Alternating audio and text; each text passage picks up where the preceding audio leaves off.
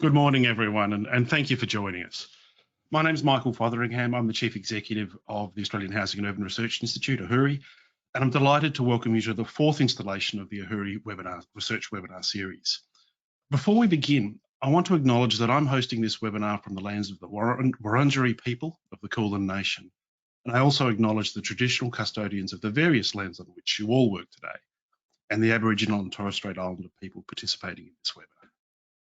I pay my respects to elders past, present and emerging, and celebrate the diversity of Aboriginal peoples and their ongoing cultures and connections to the lands and waters throughout Australia. Now, AHURI is pleased to be offered this research webinar series as a means of keeping you informed of our latest research and to help you engage with research findings from our ongoing program of research at a time when our public face-to-face conference and events program is, of course, still on hold. And your response has been really encouraging, with over 530 registered for the conference for the webinar today. Today is our fourth instalment in the series, and if you're interested in the previous webinars, the recordings are freely available on the AHURI website.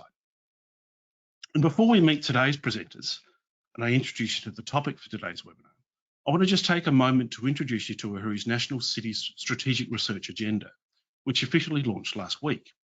As part of AHURI's strategic plan, we've committed to developing a program of research to explore the many issues facing Australian cities today. Expensive housing markets, extensive geographic spread, high carbon intensity and resource consumption, rapid population growth, changing transport needs, and of course, the coronavirus pandemic. It's our ambition to provide Australian cities and urban policy research with the same coordinated focus, engagement with the policy community and impact that we currently bring to housing and homelessness research.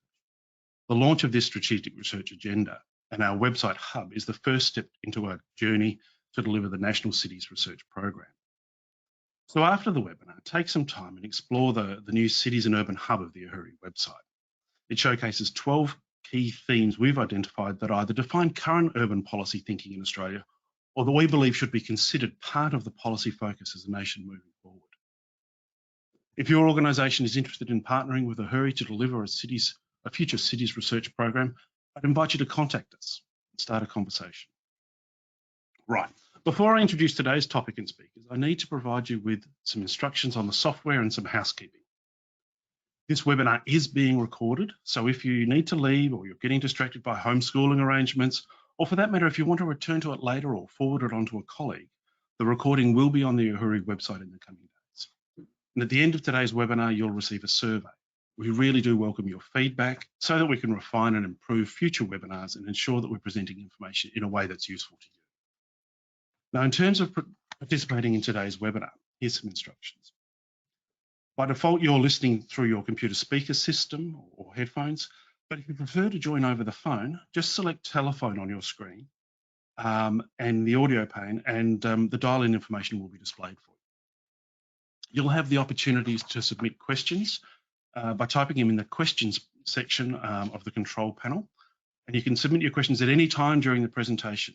We'll collate these and address as many of them as we can during the Q&A segment following today's presentation. But do please disregard the raise your hand function, as we're not going to be using that today. Now, today's topic and presenters. I'm delighted to welcome you to today's webinar, Connecting Affordable Housing and Jobs in Australian Cities. And I want to acknowledge the generous support of the Housing Industry Association, our exclusive sponsors of today's webinar. In supporting today's webinar, the HIA believe that maintaining housing supply in every part of the housing spectrum, from public to private, is a key to supporting access to safe, decent and affordable housing options for all Australians. And I thank them for their support. Our presenters today are Dr. Madeline Pill from the University of Sheffield and Professor Nicole Gurran from the University of Sydney, the authors of the AHURI report, Strategic Planning, City Deals and Affordable Housing, which is the basis for today's webinar. The report, along with the policy evidence summary and standalone executive summary, are now available on the AHURI website. The address is there on your screen.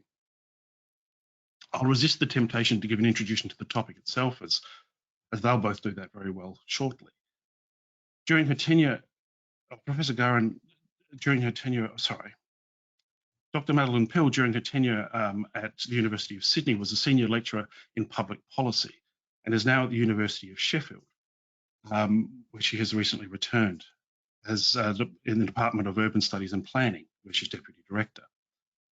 We're also privileged to have with us Professor Nicole Gurran, Professor of Urban and Regional Planning at the University of Sydney, where she directs the university's research centre, AHURI Research Centre.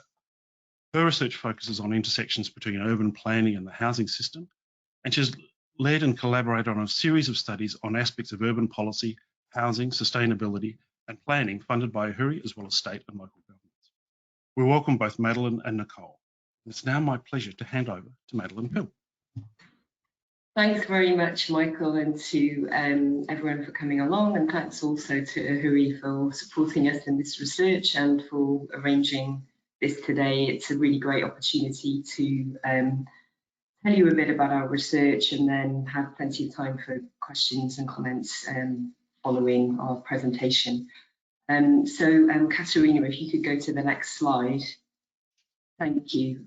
So this is the structure of the content that we'll talk about today. But as Michael has said, the full report and summary and policy recommendations report are available on the AHURI website. So what we'll do is Nicole will initially just locate this particular research project within the context of the larger AHURI inquiry of which it forms a part.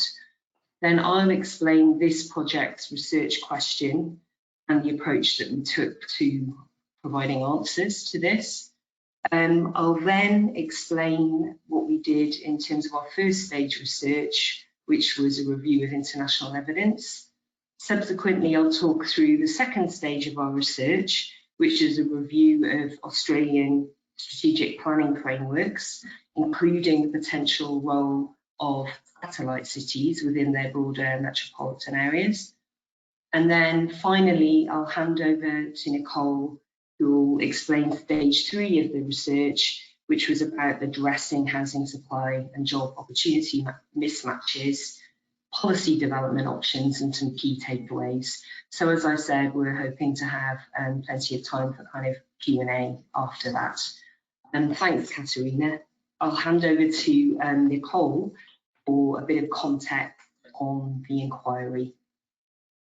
If we can have the next slide, Katerina. Thanks, Madeline, and thanks, Michael. Yes, so as Madeline said, this particular study that we're going to talk about this morning fit within a wider AHURI inquiry that looked at urban productivity and affordable rental supply, essentially asking how affordable rental housing supply, and when we say affordable rental housing supply, we were looking particularly at the Q2, so low income earners, not the very, very low income earners who traditionally have been housed in social housing, but that next tier up, which is very critical for the workforce actually, low income workers on around 35,000 per year, low income households on around 35,000 to around 62,000 a year in the 2016 census was the reference point.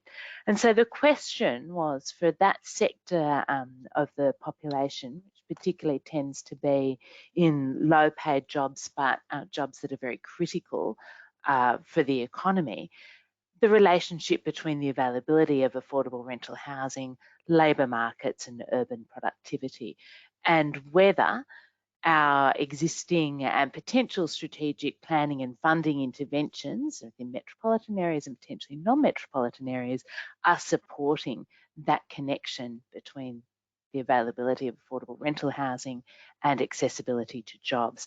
And this was very much within the wider awareness. I'm sure all of the audience members are only too aware of that growing mismatch that we've had in Australia between the locations of employment opportunity and the geography of affordable rental housing, and those two things going in the opposite direction, if we can put it very simply.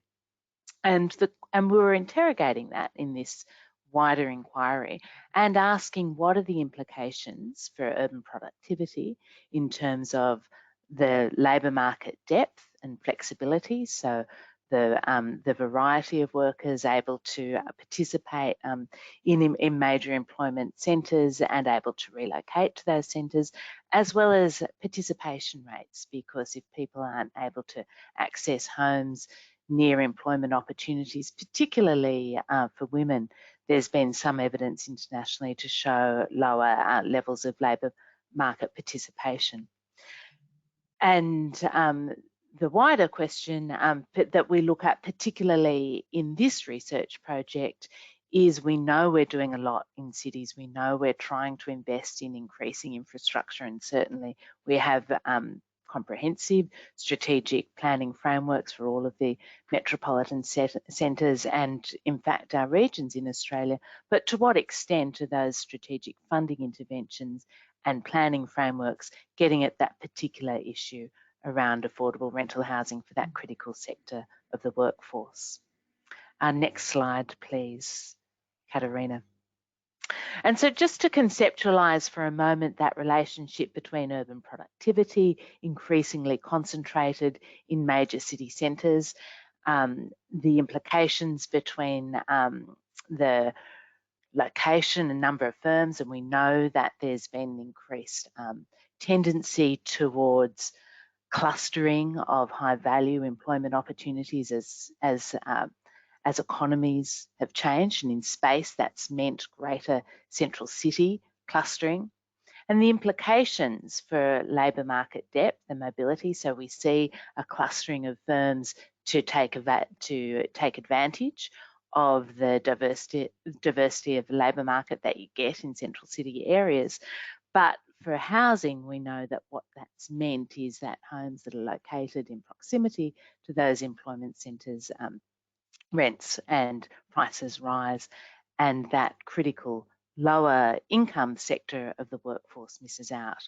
Now, the ways that we can address that potential mismatch is either by connecting existing areas of affordable rental housing better to those employment opportunities through infrastructure investment in transport or internet connectivity, or it's about making sure that there's more affordable rental housing that's available in areas that are near jobs, so that's in high value markets, or potentially it's actually encouraging more job growth in areas where affordable rental housing already exists. And so the wider inquiry is looking at all of those relationships and asking what workers are doing, what firms are doing, and what strategic interventions might help improve that relationship between jobs and housing. And it's back over to you, Madeline, for this project. Next slide, please, Katerina. Thanks, Nicole. You can see it was quite an ambitious inquiry that Nicole very ably helmed.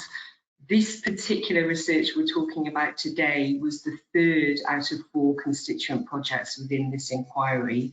And as Nicole's just mentioned, our overarching research question for this particular project was, how can strategic spatial planning and funding interventions leverage affordable rental housing choices near employment, enhancing urban productivity? And just to reiterate, we were focused on the second lowest income quintile households in terms of national, this is where I lose, it was gross household income, that second lowest quintile. So to start to unpick this research question, I think it's useful first just to say a few words about the kind of international landscape. And internationally, it's really clear that against the backdrop of discourse at minimum about decentralisation and of multi-level governance, and increasingly in Australia too, strategic funding interventions like city deals have emerged as targeted place-based models seeking to catalyse economic development through investment, through infrastructure, supporting jobs, housing and connectivity. So it's kind of picking up on that diagram that Nicole just talked through in terms of the basis for the inquiry. So in this particular project, we examined international and Australian practice in using such place-based interventions within wider strategic planning frameworks for supporting employment and housing growth. We assessed how strategic interventions can best leverage affordable rental housing choices near employment to enhance urban productivity. So we had 3 more detailed questions which guided the project, which is set out here. Firstly, we identified the key features of strategic city or place-based funding approaches in practice as well, used in the UK, in Europe, and in North America. Our focus was on interventions around infrastructure and housing, and we looked at governance, funding, implementation, performance measures, and any outcomes that had already occurred. Though in actuality, because they're emergent practices, a lot of this is still very much in train, not only in Australia, but elsewhere where such approaches are being deployed. We identified lessons for Australia in the context of this emergent practice. Secondly, we assessed to what extent current Australian capital city planning frameworks integrate strategies for housing affordability, transport connectivity, and employment growth, including strategies for increasing affordable rental housing supply near employment opportunities, and for increasing connectivity and employment opportunities in lower cost housing markets. So again, we were trying to unpick in terms of the conceptual diagram that Nicole just showed you. And then finally, thirdly, we identified housing supply and job opportunity mismatches for low-income households in our 4 case study areas. So our study focused on 4 areas: Sydney, Melbourne, and also the satellite cities of Wollongong and Geelong, and we'll come back to that.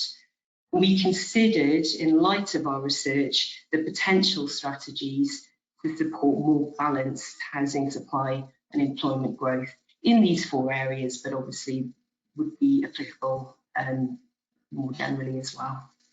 Thanks very much, Katerina. If we could have the next slide. Great, so actually to kind of try and start tackling these questions, our research approach was as follows. Our research was conducted in 2018 and 2019, so I think that's something to bear in mind in terms of our presentation, and I think in the Q&A, hopefully it'll be interesting to get a chance to discuss what the implications are of sort of more recent events in Australia and certainly in the UK on some of the lessons that we can identify. So in the first stage, we did an evidence review of international practice in spatial funding and city deal programmes. This was supplemented by interviews with academic and practitioner experts in the UK, given the salience of city deals, given their fast policy transfer to Australia, and regarding the Greater Manchester model, which was cited throughout the SART Cities Plan when it was launched in 2016. And actually, there is a case study on the Greater Manchester model, which is appended to the research report that you can download from the AHURI website. In the second stage, we analysed the capital city planning frameworks, particularly in terms of those strategies for connecting employment and housing growth and the role of strategic funding interventions. This in turn was supplemented by interviews with 20 state and local planners and economic development officers in our 4 case study areas. So these interviewees included local government officers in 4 of the 8 constituent local government areas of the Western Sydney City Deal, and we also did interviews with officers in the City of Greater Geelong, which at the time was thinking about the then emergent Geelong City Deal. And then finally, in stage 3, we undertook a spatial analysis of rental affordability and employment accessibility, which, along with the interviews that we conducted in Australia regarding our case study areas, informed our identification of existing and potential strategic interventions for creating more balanced housing and employment growth. So that's what we did. Thanks, Katerina. You have the next slide. Lovely, thank you. So I'll first say a few words about the first stage of our research. And this first stage, this international evidence review, really underlined that in essence, place-based deals are intergovernmental contracts. typically between higher federal or central government and lower state and local tiers of government. Deals, though, also do provide a basis for engaging non-governmental actors, organisations and agencies in forms of horizontal coordination. This is formalised in the UK through local enterprise partnerships. These are business-led partnerships with local authorities. And in the UK, they can receive certain aspects of this place-based funding, such as growth deals. Overall, the potential of deal-making is that it brings together separate powers, responsibilities, funds, programmes and expertise into a package that's cohesive and, importantly, has the potential to be bespoke as it's designed to reflect place-based conditions and the priorities of that place. So that's kind of, in theory, what this approach offers. In our international evidence review, we found that place-based deals are being deployed to catalyse new investment, to support employment and housing growth, and to improve planning and policy coordination across tiers of government. We really identified in this 3 primary lessons, which are set out on this slide here. Our first lesson is that such interventions focus often on major transport infrastructure. And this emphasis in place-based deals has meant that benefits to disadvantaged groups are often really unclear. Secondly, we found that to the extent that housing is considered in place-based deals, the emphasis tends to be on overall housing supply targets, which have not translated into improved outcomes for low-income households in private rental. There's a need to consider the potential impact of transport or other major infrastructure investments on housing markets, and the potential displacement of low-income renters when housing markets rise due to improved connectivity through major transport infrastructure investment. Thirdly, the primary objectives of funding deals need to be made explicit, as well as frameworks for monitoring and measuring their performance. And governance arrangements, which take time to consolidate, should be robust and transparent. Additional capacity funding for local governments is often needed to help them with the negotiation and with the implementation of deals. This was certainly an issue with the first wave of UK city deals, which was rectified to an extent with dedicated funding in subsequent waves of city deals. Great, thanks, Katerina. Thank you. So what we did in the report, and the report contains a lot more information and accompanying text, but we kind of ended this section of the report with a proposed typology of place-based deals. So apologies for the amount of text here, but it is a useful illustration of how they can have different overarching aims. All of these 3 types that we identify as feature multi-scale governance arrangements and a mix of funding sources. But a key aspect that distinguishes them is, as I said, what they're actually trying to achieve. So we distinguish between those that prioritise economic development, those that focused on community renewal, and those that focused on housing supply, particularly with an aspect of affordability as well. So starting in the first column, deals are designed to support economic development through infrastructure investments which catalyse growth. This is exemplified in the UK's city deals and growth deals. Here I should mention that city deals form one of a range of place-based deals and strategic funding mechanisms in the UK. These are summarised in the final report. There's a dedicated table just for that because there's so many different ones. But the point is that these different deals and mechanisms are combined on the ground to form packages of funding and commitments. So if we take Greater Manchester as an example, it's got a city deal, a growth deal. Indeed, every city deal also has a growth deal for some reason, under which the local enterprise partnerships gain funds for projects to benefit their local economies. And there's also 5 other types of agreement in place. Of note, I think particularly, is the devolution deal, which enables an elected metro mayor of the combined authority of Greater Manchester, which comprises 10 constituent local governments, and it also transfers powers to the combined authority, both from central government but also from its constituent local governments. So it's a rescaling of governance by creating these combined authorities.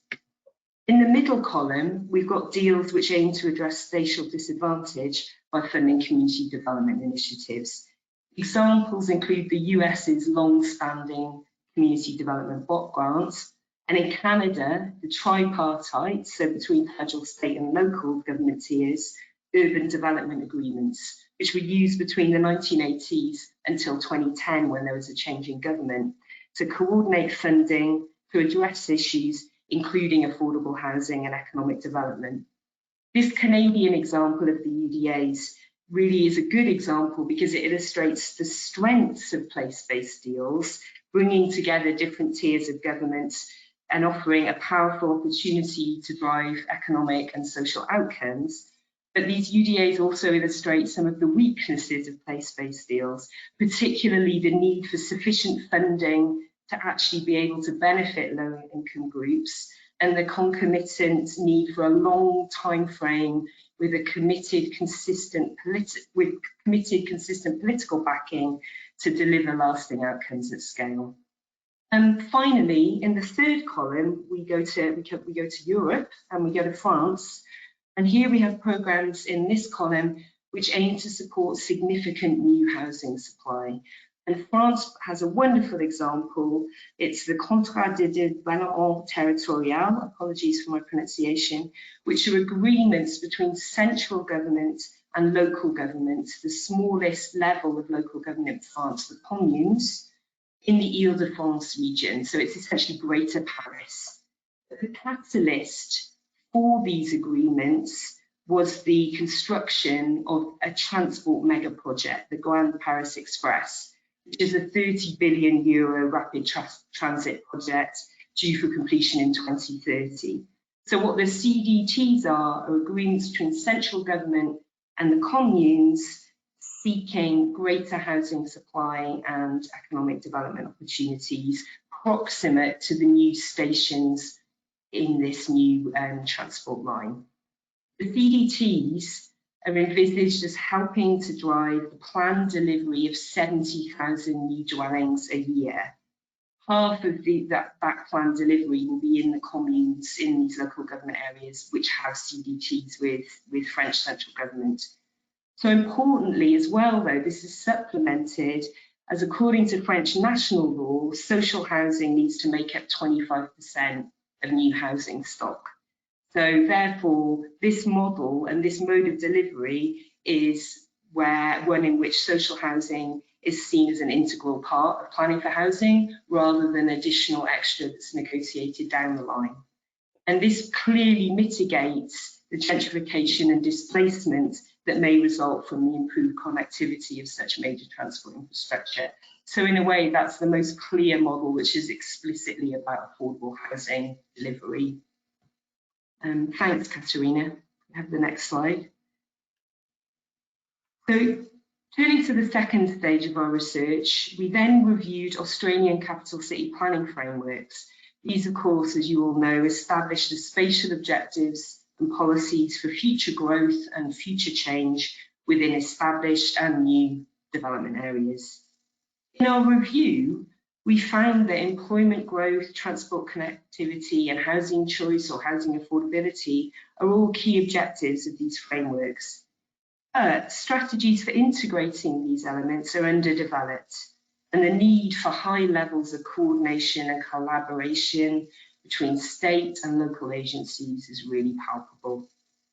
We found that frameworks emphasise improving transport connectivity to existing and planned growth areas, providing and protecting employment lands, increasing housing densities near existing employment centres and transport nodes, and encouraging jobs growth in sub-regional and local centres.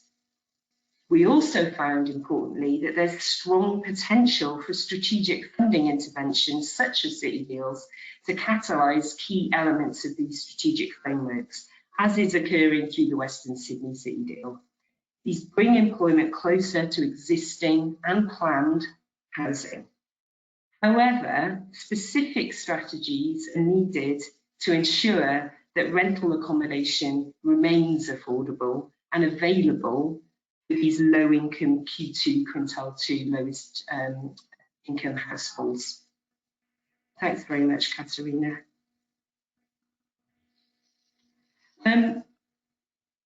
This is just to give a little taste of the report. This table sets out a summary of our review of the Capital City Strategic Planning Framework for 2 of our case study areas, Sydney and Melbourne. The full analysis of every state and territory capital city framework is in the final report, but I'm focusing here on our case areas.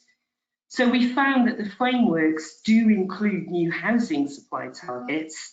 And actually, when you look across the board, it was only the Greater Adelaide Plan which was unique in that it specified a target for affordable housing at 15% in all new significant developments. So turning to our case study areas, the Greater Sydney Region Plan does refer to affordable rental housing targets for 5 to 10% of new residential floor space for very low, so that quintile 1, and low income, the quintile 2 that we've been focused on, households. Mechanisms for implementation, however, have yet to be specified. In 2019, New South Wales Government did establish a new pathway for implementing affordable housing requirements through local planning instruments, as well as guidelines for contribution schemes. Turning to Plan Melbourne, this does refer to increasing social and affordable housing in line with the Homes for Victorian strategy, but it doesn't specify an affordable housing target. Urban renewal processes and the redevelopment of government land are cited as opportunities to support affordable housing outcomes, and planning reform to provide a clearer basis for affordable housing contributions through voluntary agreements is foreshadowed in the plan. Thanks, Katerina. Lovely, thank you. We also thought about the role of satellite cities in addressing growth and housing affordability pressures in the major cities such as Sydney and Melbourne. Satellite cities, such as our cases of Wollongong in New South Wales and Geelong in Victoria, are located in close proximity to metropolitan areas and have very close economic and transport connections with these, but they remain physically separate. Satellite cities typically offer more affordable rental housing supply, but they have lower job accessibility. They have weaker local employment opportunities, and they have long commuting times to metropolitan centres. So drawing on our interviews in the case areas, we found that satellite cities have lower cost housing markets and can play an important role in offering affordable rental accommodation for lower income workers. But it's important to ensure that housing growth is balanced by local employment and transport opportunities to ensure that those second quintile renter households aren't forced into these long commutes. Strategic planning frameworks do seek to stimulate new job creation in central areas of satellite cities, improve local transport connectivity, and also diversify housing options. Existing anchor institutions, medical facilities and universities, such as Deakin University's Future Economy Precinct at the Warren Ponds campus in Geelong, provide a strong basis for establishing new knowledge industry clusters, while relatively lower cost housing markets are also an incentive for firms and employees to relocate from metropolitan areas.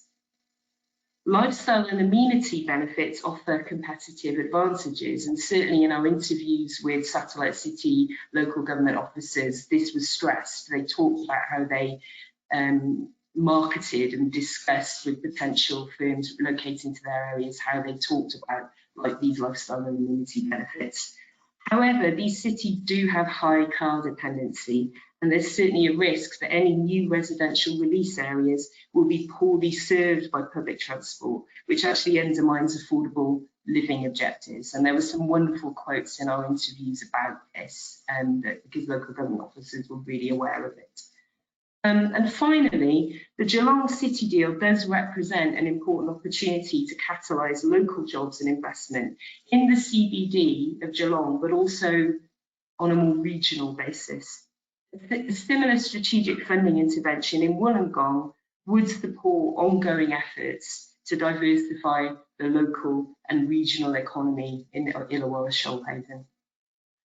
That is definitely enough for me. I hope everyone's still awake, and with great pleasure, I'm going to pass over to Nicole, who's just going to talk now about the third and final stage of our research.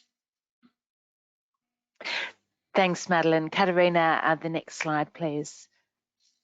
So Madeline's given you just a taster, actually, of a rich body of findings in the report, so please do download it. It's my job to just pull it together in terms of some of the policy levers that we identify in the report and some potential directions to addressing the housing supply job mismatch as a basis really to inform the bigger conversation that we're going to have through the Q&A session. So both through the interviews and also our spatial analysis, we did identify some potential levers even that wouldn't require a great deal of funding to increase the supply of housing that's both affordable but also available to low-income renter households. And that available word is something that's really critical. As I said at the outset, this project was informed by a series of projects and nestled within a bigger inquiry that we undertook for AHURI, and work by Kath Holst and others, which is already available on the AHURI website, really forensically demonstrated that over a 20-year period, 4 census periods, there has been an increasing decline in the overall supply of rental housing that's affordable to that Q2 renter household cohort. But not only that overall supply, more worryingly, actually, the availability of that housing, because as we've had squeezes across the rental market, and we know renting actually has grown as part of our housing system, but that's created squeezes at the bottom, a particular squeeze for housing, for rental housing that's affordable for people on very low incomes, and that net shortage has flow-on repercussions across the rental market. And it means that even if in numerical terms there might be a sufficient quantity of supply affordable to Q2, it's not available because it's being occupied by people on very low incomes or moderate income earners as well, who are also facing competition and unable often to enter home ownership. So our analysis looked at markets where theoretically you're able to supply, even in the market, rental housing that's affordable to low-income workers, putting aside the question of availability, and then compared that in relation to accessibility to jobs. And we did find some areas where if you could do something around availability, increase the supply, and also make sure that it was available to that target cohort, where you could actually make quite a significant difference without the need for a lot of additional funding. Policy intervention, less funding. Of course, there's those complementary strategies around addressing affordable home ownership and the supply of social rental housing as well. But the other 2 pieces in the puzzle, if you like, are making sure that when we do prioritise strategic transport infrastructure to connect areas where housing may be relatively more affordable, it's often more affordable because those areas are inaccessible, making sure that we then take account of the potential housing market impacts of those interventions. And then the third aspect, looking at the potential role of places like satellite cities, where yes, there's existing affordable rental housing, but where the policy challenge, based on the interviews and particularly what our key informants told us in those satellite cities, was not so much about connecting the residents of those cities, connecting the workers between the major cities, but more talking about how to catalyse job growths in areas and clusters actually of job growth, particularly around anchor institutions like universities, how you can create employment around areas where housing is currently affordable. Next slide, please, Katerina. So this is the kind of map that I'm sure people on the webinar are really familiar with, but it's that inverse relationship between the location of affordable rental housing and the location of jobs, which I'll show you in a moment. And this map is just showing in crude terms where the rental housing is at a medium level that's affordable to the top end of low-income rental households, so up to $355 a week. Of course, we know, those of you who are from Sydney, know that actually there's not very much rental stock there anyway. Even if it's technically affordable, there's not very much of it. But as I'll show you in a moment, it's also very far away from job opportunities. But the light green map, actually, for people who are familiar with Sydney, shows actually some area for opportunity, because those are areas that are just 20% unaffordable to those renter households, and where the issue is just as much around availability. Are they able to access rental housing that's being provided in the market? Because they're often not able to access it if we can use interventions to guarantee access, and also things such as the density bonus that's available in New South Wales for affordable rental infill housing that can just bring in that new rental supply at a 20% market discount, for instance, match it up to households who are in need. Actually, the problem doesn't look as difficult for this cohort as we might typically think. Katerina, next slide, please. This is just showing the employment density. And when we match those two things up, we can see, yes, we've got high employment density in those areas that we know, the central city areas that are well serviced by public transport. In those areas, the only option is to subsidise affordable rental housing for those workers who need to be near those areas. But in those middle ring areas where I just showed you, the market is not very far off being able to deliver an affordable rental product, but the supply response that we've had over the past 6 years hasn't taken us there. We do need intervention to make sure that those target households are able to access it, but it's not a lot of intervention and we'll be able to make a difference. Next slide, please, Katerina. Just looking at Melbourne, the situation is actually, it's similar to Sydney in as much as most of the areas that are most affordable are the furthest away from the jobs and also actually have the least availability. There's not a lot of rental stock there. But again, the middle ring areas is offering almost an affordable rental outcome, and the issues being lack of availability for that particular cohort. Next slide, please, Katerina. The employment density is actually more dispersed in Greater Melbourne, again showing that some small tweaks, because the geography of jobs in Melbourne does tend to be a little bit more spread out, some more tweaks in the rental market would actually make quite a difference for that Q2 renter household. Next slide, please, Katerina. So now I'm just going to widen our lens entirely and go back to some of our general findings across the project. And the first is just a summary of points around what place-based funding deals need to exhibit. And in this list, we're actually not so much drawing on the Australian practice, which is too new.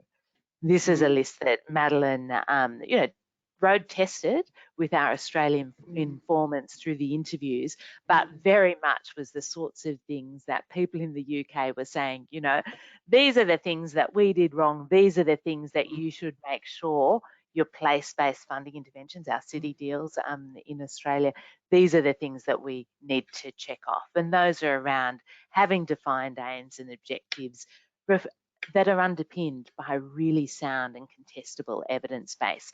making sure that even when the deals aren't ostensibly directed towards affordable rental housing supply, making sure that we're alert to the market impacts, the housing market impacts of infrastructure and other investments in space. They're going to have a market impact, which is generally a very, very welcome outcome.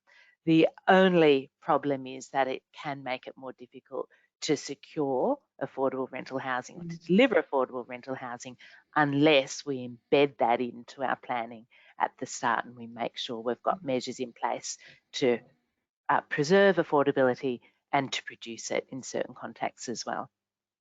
Those governance structures, critically important, public consultation, critically important, defined implementation arrangements, and they're making sure that they are well integrated with local planning processes and decision-making processes. That's difficult but essential, obviously. Achievable timeframes and defined funding arrangements as well, and meaningful performance measures, review processes, and as I said, the specific levers are really critical when it comes to affordable rental housing. Next slide, please, Katerina.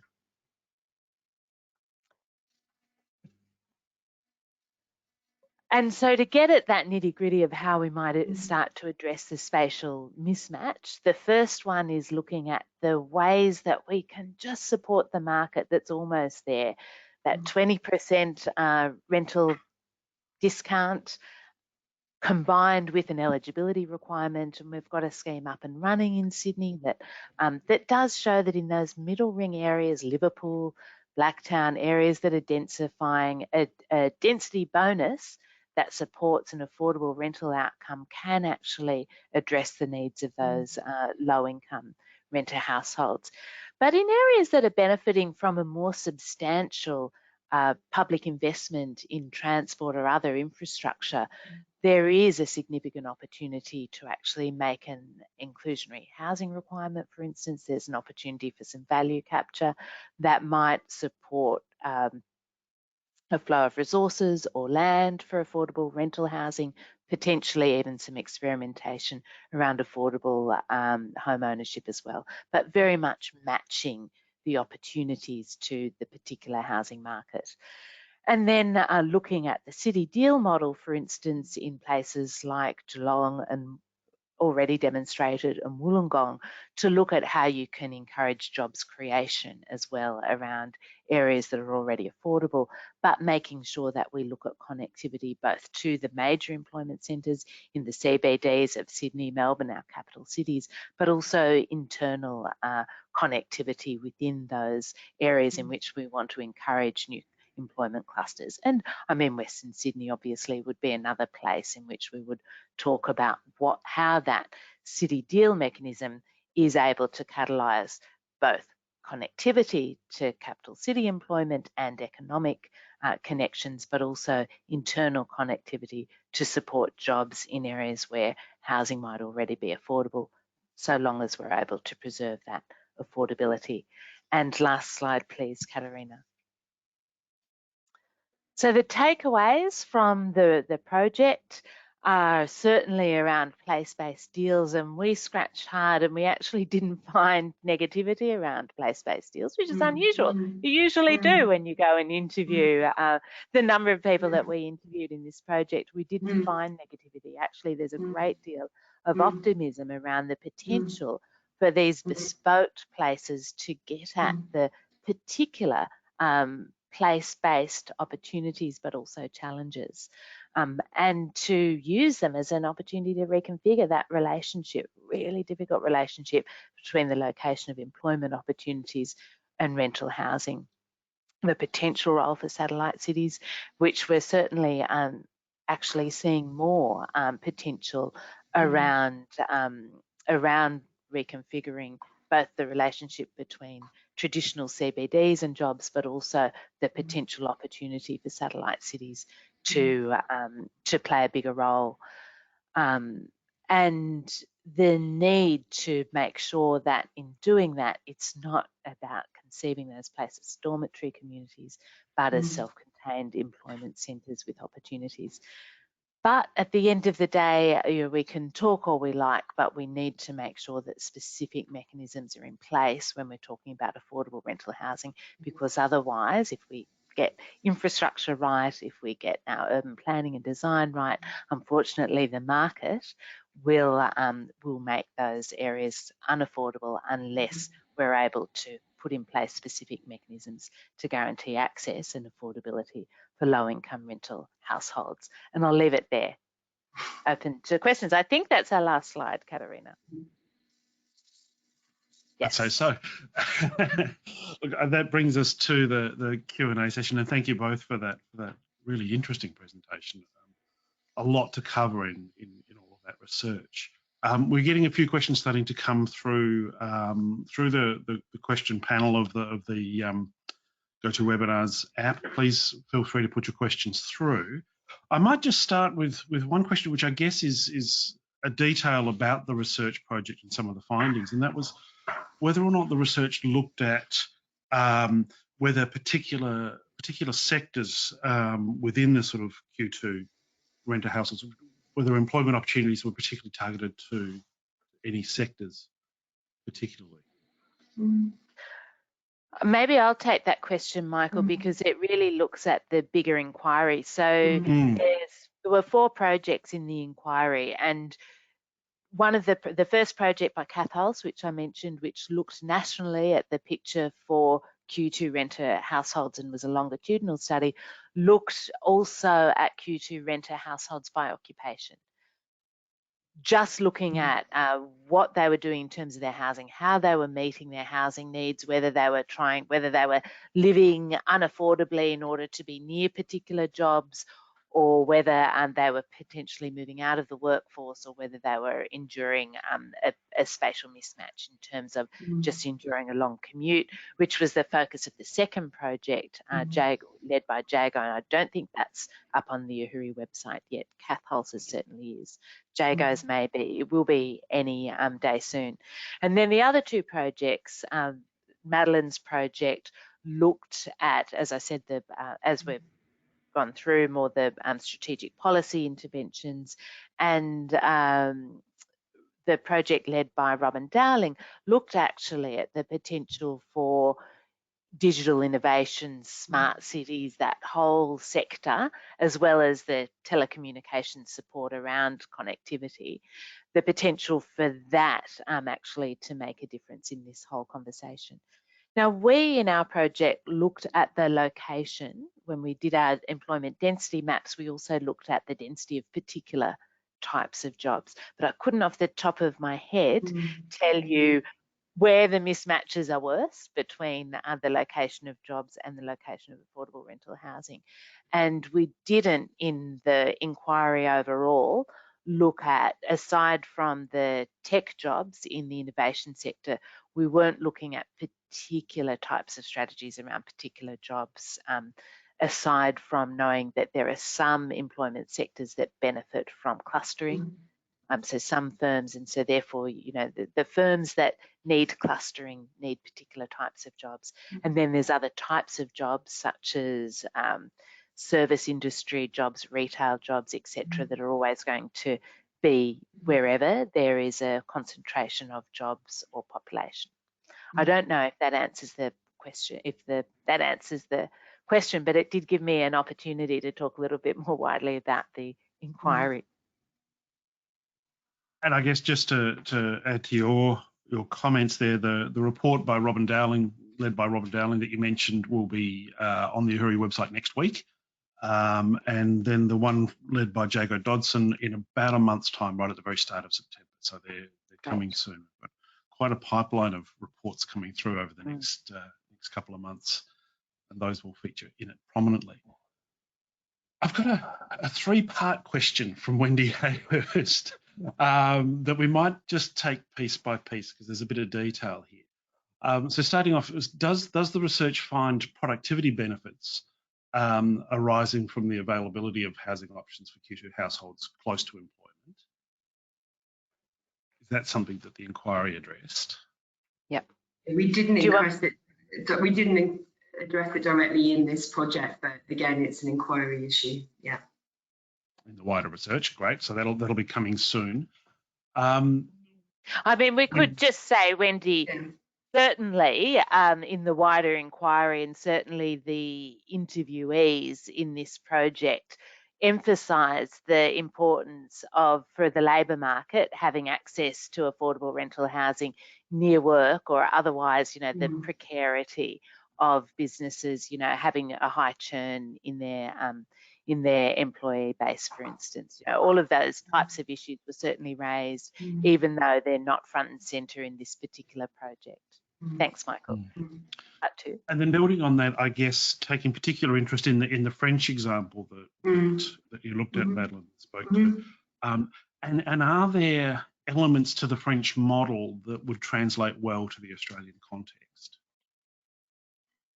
That's a great question, and I think it really gets to the point about having to think about governance arrangements. And obviously what's powerful about the French model is how centralised power is in France, and how the national government can legislate that 25% of any new housing is required to be social housing, and they can provide the requisite funds to ensure delivery of that.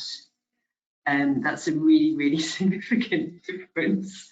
But certainly, I think as a mechanism, because essentially it's still a deal. It's a deal between central government and these communes, in these constituent small local government areas. And certainly, I mean, the reading I did about this, it was fascinating, because of course some communes did not want to participate and did not want to have a deal, and did not want to have you know, huge, as they saw it, dense transport orientated development within their areas. Having said that, I think what was really interesting in the analysis that's been undertaken, there's a paper by Gales that's really good, that's referenced in the report, and the full reference is in the report on the AHURI website. It's a great read. But what was interesting is, of course, there was quite a lot of arm twisting. You know, when central government asks you to do something and they're offering funding and there's legislation backing it up, it's very hard to say no. And that's something that a lot of critiques of British city deals have said as well, is you're having to engage in deal making as a local government. But having said that, what the paper revealed was that over time, that these officers in these local governments in the Greater Paris region really did find process benefits to being engaged. And they found that it empowered them in other aspects of planning, it empowered them in placemaking and so on. So some of the communes that were initially sceptical, that kind of were unwilling participants, actually got much more on board during the process. So again, I think there probably are, there are a multitude of lessons here for how we go about arranging multi-level governance arrangements, which is essentially what these deals are, whoever the parties are that end up being part of these deals. Sorry, that was a very rambling answer. I hope that was of some interest. I think so. And then the final part of Wendy's series, and then we'll give others a go. Commenting that value capture is often used in arguing for transport investment. How do we convince key officials to get housing up in the priority list in those sorts of arguments? Look, I mean, there's different ways to talk about value capture, and we'll resist that unless there's some more questions about it in which we can get into the nitty-gritty. But I think I'll go back to what I said before. When we invest in infrastructure, or when we make, you know, significant even public planning decisions to rezone an area, for instance, we know and we want the value of the land to increase, because that's what catalyzes development, you know, so we want that to happen. And that's a good outcome for everything except for providing non-profit housing. And so we either need to slice off that value or embed it before the value is created. Otherwise, it's just nonsensical to go out and bid on a market that through a public planning or investment decision we've actually inflated, to then go out and try and provide a non-profit, generally a non-profit or at least a reduced profit housing outcome. So I think that's the way that we need to think about it. Whatever you think about value capture, if we, for instance, had to pay for roads or parks after we'd already invested in the infrastructure and the zoning that made that land, you know, commercially attractive, it'd be crazy. You know, we wouldn't have any of those things. So that's how we need to think about affordable housing, is just that we can't afford to do it after we've invested in an area unless we've worked out how we're going to provide it. And that's either requiring it at the start or it's signalling that there will be a value capture arrangement to pay for it. Maybe a mixture of those things, depending on which sector of the housing needs continuum, and we should be actually addressing all of them, where we're looking to address. Can I just say one more thing though, and that isn't that we can fund social housing by the value uplift around, you know, the Western City deal, for instance. Absolutely not, you know, or even a light rail or anything. This is not a way to fund social housing, but that it's a way to secure land, it's a way to secure development opportunities, and if there's significant value being created, we just want to make sure that that's not making it more difficult to produce affordable housing. It should be making it easy. That's probably enough of a rave from me on that one. I'm going to return to what Q2 households are. There are a number of questions, keen to understand that a little bit more. And you know, I know it's not the purpose of this research to define a Q2 household, but I guess just to give the participants in the webinar just a bit more of a sense of who we're talking about, whether they're typically full-time workers or part-time or casualised work, what sort of sectors are involved. And I know there's other research that has looked at that in detail. Yeah. To what extent does this research connect that line of thinking to the City Deals approach? Yeah, so Kath Holst's report, which luckily is available on the net, was basically our reference for this study. So Kath and her team basically categorised the Q2 households into a whole lot of different employment scenarios, ranging from, you know, double income, but they're obviously low paid incomes, trying to seek additional work, actually not participating in the workforce at all, only one person in the workforce, single parent households. So a whole range of different compositions actually of that Q2 renter household. And we were informed by that in terms of our analysis. So was Jago Dodson in their report, though to a lesser degree. So in terms of then when you come at this from much more, you know, we zoom out. So that's a real zooming in exercise actually, is to understand that particular segment, which includes renters, it includes low income workers who are absolutely connected and fundamental to the functioning of firms in the CBD and also essential services throughout the city. But it also includes people who actually aren't it includes renter households who actually aren't very connected in the employment market for whatever reason. We weren't able to get into that. And it also included some households that actually don't need to be in the central city either.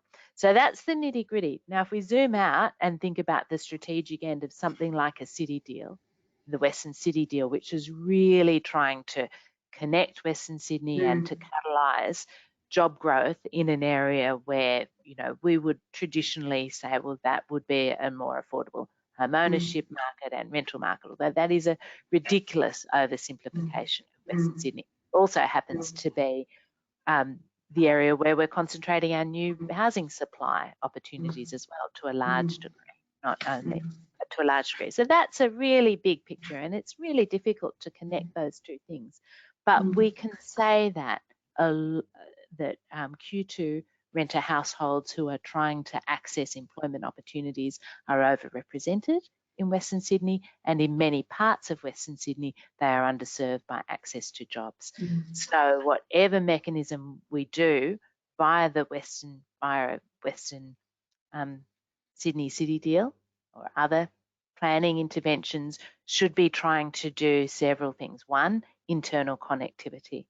Two, supporting jobs growth. But three, just making sure that affordable rental housing is thought about as part of the constellation of planning decisions and policy interventions. And that's going to be a place by place. It is. It's not as though it's not happening either. I mean, in Liverpool, for instance, the density bonus that is available under the affordable rental housing set is actually producing, probably nowhere near enough, but it's actually producing a pipeline of 20% market discount rental housing that is going to community housing providers, and they are then providing that to Q2 households, essentially. That type of thing needs to be scaled up, but it is happening. There's a couple of questions that I'm going to draw into a theme, I guess, and one of which is what are the implications of this research for the regional deals that operate as almost a parallel stream in this country? And I guess paired with that, there are a couple of questions that talk about, is there an optimal scale for this? Because the size of some of these city deals have been quite variable. The Western Sydney deal is probably larger in geographic area than most, although Southeast Queensland's certainly right up there. But some of them are quite small by comparison in terms of the geographic spread. What difference does that make? It's a question for Madeline, I think, to start with. I mean, that's something that is really striking to me, is if you just do a really basic comparison, and actually interestingly on time frames as well, and the Australian, I think there's over 30 UK city deals for better or worse, but the average time scale in the UK is kind of 20 to 30 years, whereas here I did work it out with the 9 city deals, but it's a much shorter average time scale. I think it's like 5 to 10 years. And I think that's indicative both of them being smaller scale, more focused, more specifically place targeted with a specific aspect of infrastructure. I think, Western Sydney City deal, which is the one I'm most familiar with, is certainly much more diffuse than that. But a lot of the others, Launceston and so on, a lot of the others are much more a particular piece of infrastructure based, and they don't have the requisite time frame which you'd think would be necessary to really give the participants confidence that they've got time to really develop the relationships to then establish the requisite formalised governance, and then to deliver, being able to give partners certainty that that commitment's going to remain. So that's not really answering the question, but I think it's really noteworthy to me. And I'm still trying to sort of unpick a little bit, kind of, I guess, more theoretically, because I think ultimately it goes back to what is the purpose of these deals. And we're hamstrung here by the sort of Oscar Wilde, it's the same, I can't remember the quote between British and American English, but we're using the same language, but actually we're referring to different things, and they happen to both be called city deals. And I'm sure we could have a really long discussion about what the actual priorities are, but in simple terms, it seems to me that there's obvious commonalities beyond the name, but one of the obvious differences is this governance structuring. And to me, it's about the federal government being able to go straight to the local level, maybe via the state, because they have to be involved, but it's about going into a local area and providing a particular piece of infrastructure. Other colleagues, I was reading some work by Paul Burton, may mention the phrase pork barrel in these discussions. I wouldn't be so bold. Certainly, though, in the UK, that might be a pertinent thing to mention as well. Can I just add something, Michael? And it just has to be said that Australia's regions do need investment, and I think there is a significant opportunity to catalyse job opportunities and clusters of job opportunities, and they will be different in terms of the particular competitive advantages of those regions. And obviously, we've got to at some point acknowledge the pandemic and the great changing in work behaviours that that are now occurring, and the opportunities that that might mean for regional areas. But to take advantage of those, they will need some significant investment. And when we make that investment, and when we look at the economic opportunities that we hope that that will catalyse, we just have to remember that rental housing affordability and availability is a problem in regional Australia as well. And again, we can't generalise about the way that you address that in particular markets, but it's something that whenever we're investing in an area, we also just need to pay attention to the specific housing needs and how we might address them. I'll just leave it at that. And I think that's a really, I mean, that's such the most important takeaway from today. And I think it's, you know, we get, and no city deal claims that its overriding priority is affordable housing provision. Absolutely, these are not explicitly an affordable housing tool, but we're missing a trick here, given the transformative infrastructure. And this phrase is a phrase that everyone uses because these are the types of projects that city deals in all their shapes and forms tend to hinge on. We're missing a trick by not ensuring that it's really thinking through the housing market implications and concomitantly the urban productivity implications of these transformative projects. One of the more provocative suggestions that's come in that perhaps, Madeline, I'll turn into a question about international practice and whether there are other examples in elsewhere or perhaps in Australian city deals that have done this. But has the approach been taken anywhere that some people who no longer need to live in areas that are sort of employment intensive because they're retired or they're able to work from home have been relocated to other places to free up that housing in inner areas? Oh, shouldn't that be amazing? I mean, not that I know of. I mean, obviously you can talk about kind of, in the US, the sort of escape to Florida of the retirees. So again, I mean, some of these discussions take on a whole new light right now, don't they? Because I think the attractiveness of what perhaps we think of as the sleepier or the satellite cities or the places you go to retire, these are getting attractive for major metro areas. And I mean, again, I've been living in Sheffield here in the UK since January, so it's been a rather odd introduction to the city because I've been in lockdown since March.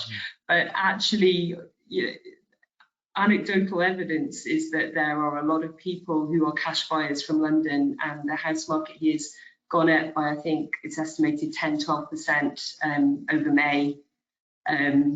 So the appetite for where people want to live at what life stage, now perhaps working from home seems to be a more viable option that employers are encouraging, or some employers seem to be encouraging, and realising the costs of these expensive central London offices and so on is really fascinating. But that's not to the question. I think in terms of the question, I'm afraid I'm not aware of any explicit policies in that regard. So I think it would be. I'm going to say something though.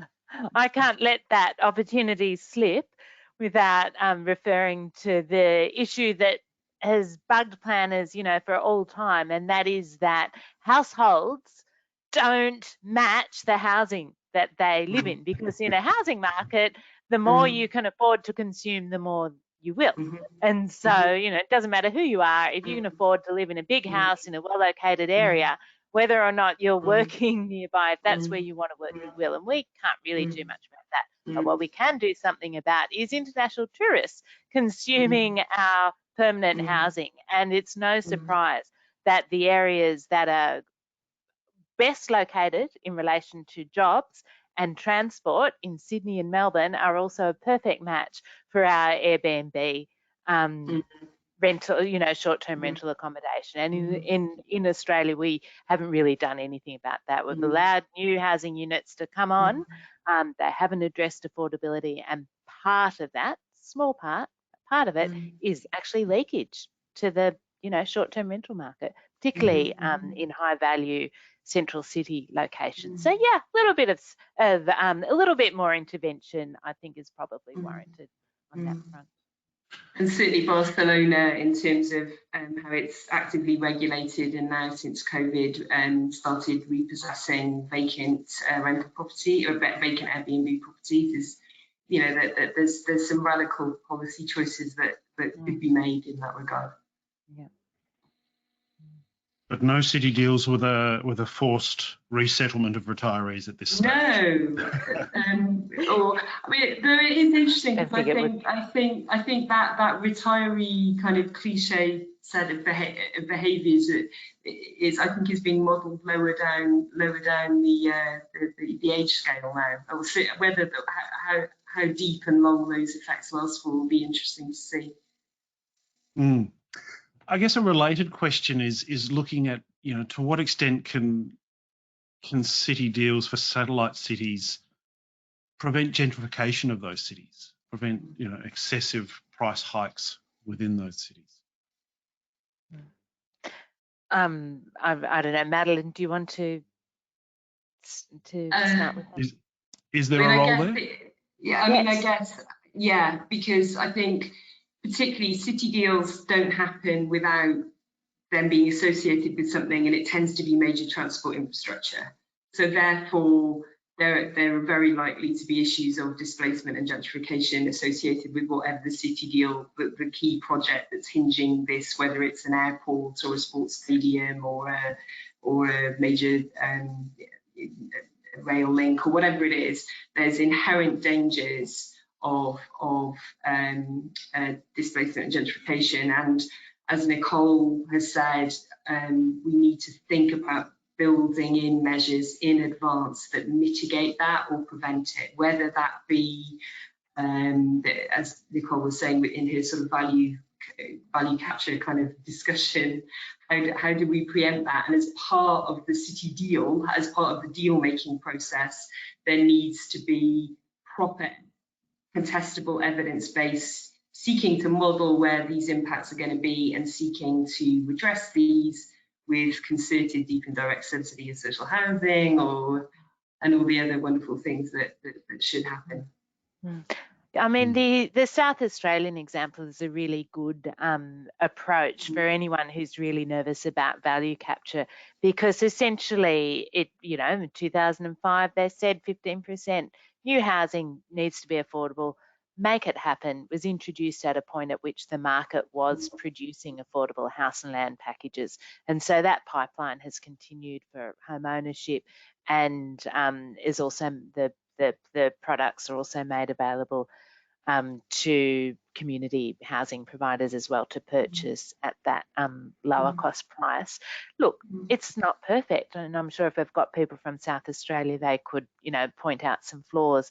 But conceptually, that's the type of thing that could work really well in a lower value market, and I say lower as in relative to Sydney or Melbourne, but in a lower value market where actually land values prior to the deal aren't very high, you just try and make sure that they that you're preserving that affordability.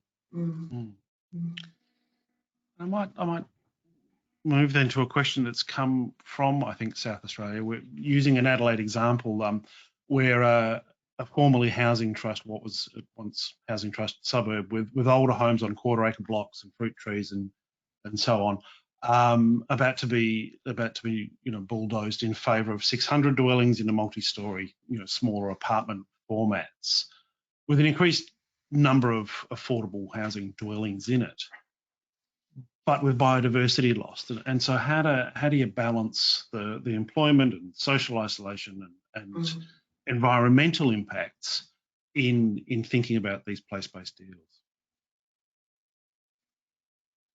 Possibly beyond the scope of this project. It's certainly beyond this direct scope. Sorry, Madeline, I can see you're going to say something, but I'll just throw something in. My head was reeling. Sorry. Oh, yeah, no, I mean, we don't know that particular proposal, but actually the redevelopment of social housing, certainly the developments that I've encountered recently, generally show a very high standard of sustainability in terms of the design. Now, whether they're able to enhance or return biodiversity to the site is a good question.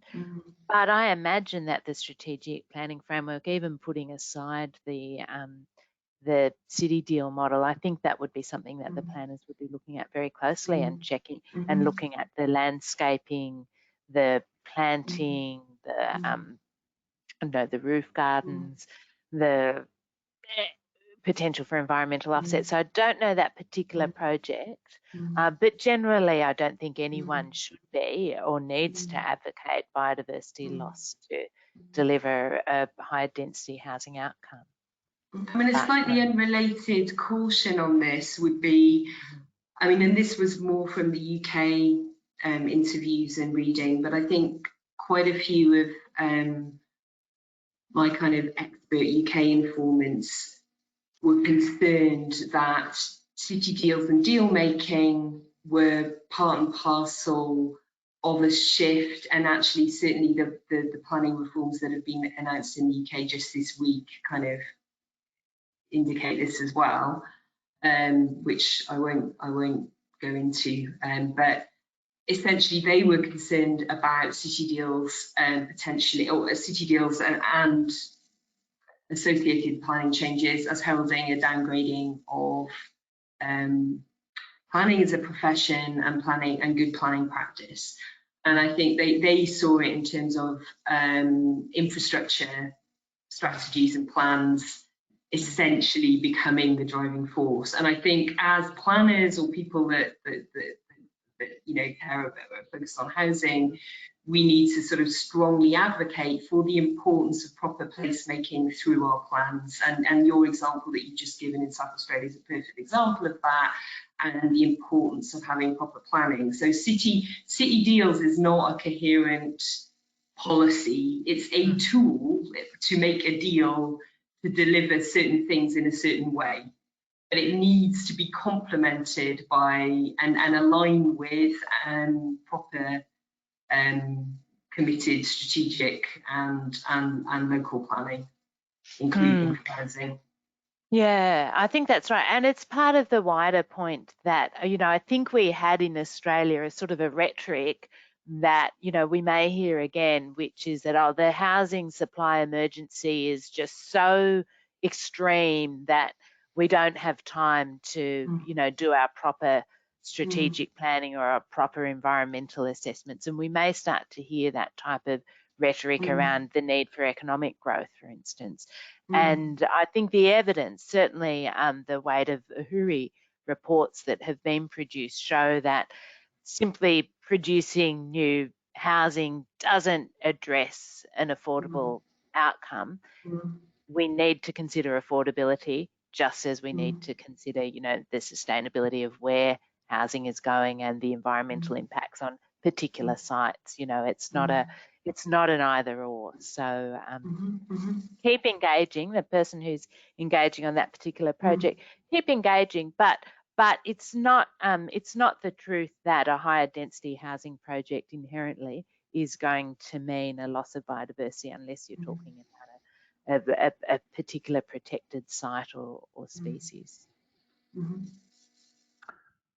We've got several dozen questions coming through on I guess, wider housing policy, urban policy issues kind of outside of the scope of both this project and the wider inquiry around Commonwealth state agreements, the role of philanthropy, low-cost construction, sustainable construction, share housing, demand-side subsidies versus supply-side subsidies, build-to-rent, developer motivations and conduct, whole range of other topics there.